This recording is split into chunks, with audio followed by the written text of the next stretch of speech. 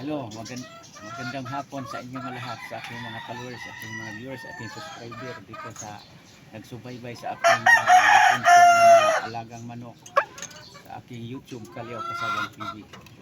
Maraming salamat sa inyo sa bigay og support sa aking mga gi-upload mga videos.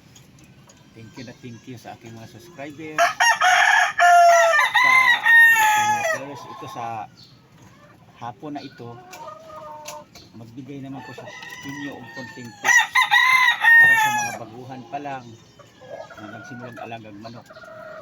Tulad nito, ito siya, process ko ito ng Boston sweater itong linyada na ito. Ganitong edad siya, kung makita niyo sa postura niya sa katawan, malaman siya, siksik ang ano niya, pitso, kasi itong linyada na ito hindi sila pitsohin, at saka hindi ko rin itinipid ang bibigay ko sa kanilang pagkain vitamins mula sa pagka-diol ko dito. Kaya ito na siya ang 4 months ko, 4 months pa lang ito. Yan. Parang hindi kayo lugi na mabaguhan pa lang. Kailangan talaga ang pag-alaga sa mga manok natin. Kahit talaga ibigay natin ang tamang pagkain, feeds nila sa pang-araw-araw at sa vitamins. Kasi yan ang ginagawa ko mismo sa mga manok ko, kayo ang bilis masikakihan at saka hindi sakitin.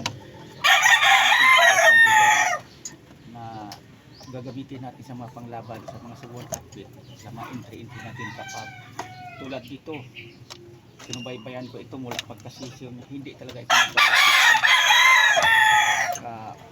bulo-bulutong itong magkapatid sila, wala magkasipon. Kaya ito siya ang na matibay pagdating sa basahan sa labanan. Kasi pagkakutan ko na talaga yan, hindi lang kwento-kwento yan, ito talaga mas laman pagdating sa basahan, sa patibay ay nasubaybay natin naglaki mula pagkasisil hanggang sa pwede na natin ilaban, hindi talaga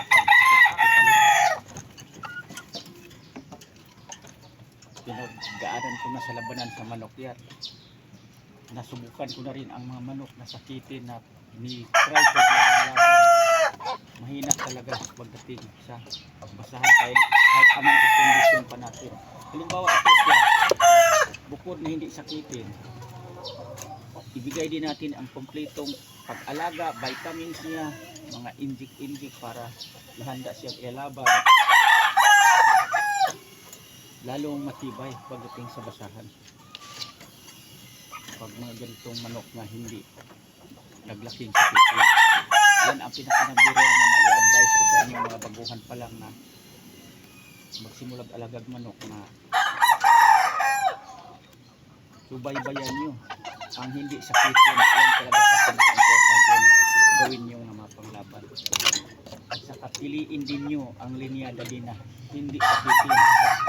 May linyada din kasi nga madaling madakuan ng mga sakit-sakit, sipon, biruan ang sipon. May manok talaga nga lahi ng mga madaling magkasipon. Pero itong linyada pinili ko, kaya hindi ako lugi, hindi ko nagpanaybili ng mga gamot pang sipon, kasi hindi talaga ito sila sakitin. Kasi nasubukan ko na talaga yan, na may linyada talaga nga madalas magkasakit ang mga anak, mga kalabasan nasa inahin nyo o nasa broodcock. Kailangan talaga ang broodcock din gagamitin nyo, yung panalo na nagdaan ng panalo tapos di rin sakitin. Kasi pagparisin mo ang isa ka inahin na hindi sakitin at saka isa ka lalaki hindi sakitin, kasi yan ang ginagawa ko mismo. Kaya ang kalabasan sa mga sisiw hindi mga sakitin. Kung may tatamaan man yan ng sipon, ilan-ilan lang, tapos isang gamutan lang, gagaling agad. Kapag hindi linyada, wala sa dugo sa manok na isa kasakitin. Yan ang maibigay ko pagod sa inyo bawat isa ka aking mga kapwa magsabong sa aking mga followers, sa aking mga viewers, sa aking mga subscriber. Ulitin ko, maraming salamat sa inyo. Subaybayan nyo lang ang aking mga content di upload dahil lahat ito may kasama ang kinukontent ko dito sa aking channel.